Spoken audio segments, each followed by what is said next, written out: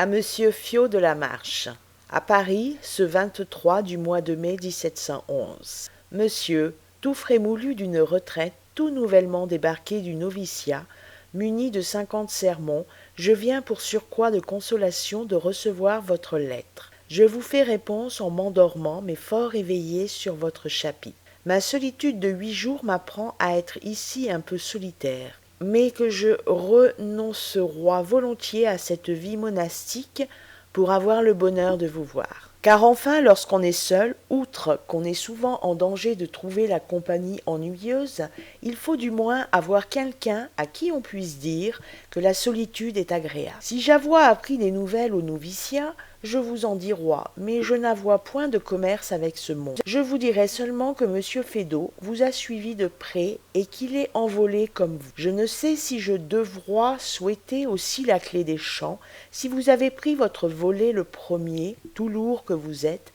c'est que vous avez de meilleures ailes que moi.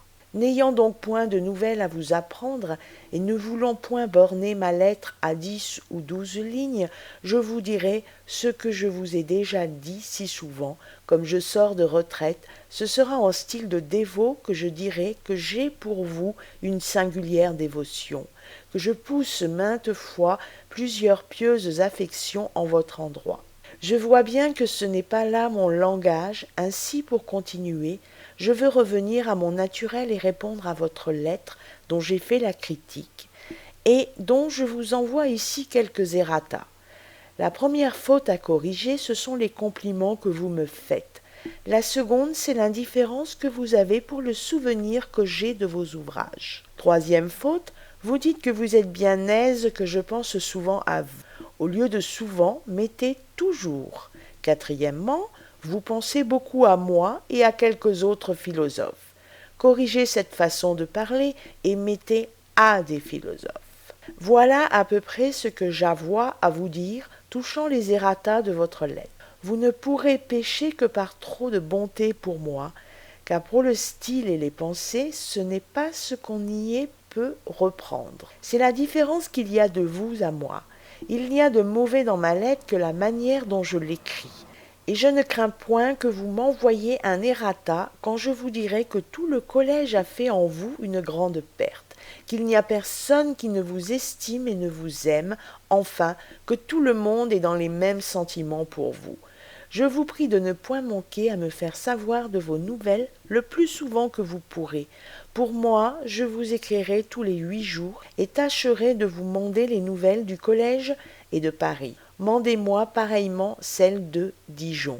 Et particulièrement comment se porte monsieur votre père qu'on m'a dit qui est toi malade.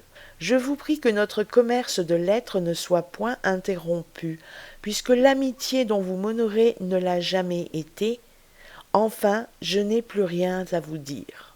On est un peu embarrassé quand on écrit à une personne d'esprit. Pardonnez-moi donc, mon cher monsieur, si la stérilité où je me trouve, non de sentiment mais d'expression, me fait mettre un peu plus tôt que je ne voudrois cette formule ordinaire que les amis et les personnes indifférentes placent indifféremment à la fin d'une lettre agréable ou ennuyante. L'ennuyant peut fort bien me convenir, mais non pas l'indifférent. Et c'est avec sincérité et avec toute l'affection et tout le respect possible que je suis et serai toujours votre très humble et très obéissant serviteur et ami. Arouet. Vous voulez bien, monsieur, que j'ajoute ici quelques mots pour le père Paulou, le père Toulier et notre régent, qui tous trois m'ont chargé de vous marquer combien ils vous estiment et vous honorent.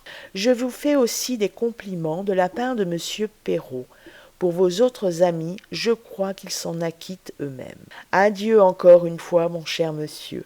Je souhaite avec passion de vous voir, et je finis avec peine, quoique je ne vous dise rien de bon. Si je ne vous écris que 5 jours après que votre lettre est arrivée, c'est que je ne l'ai reçue qu'en sortant de la retraite.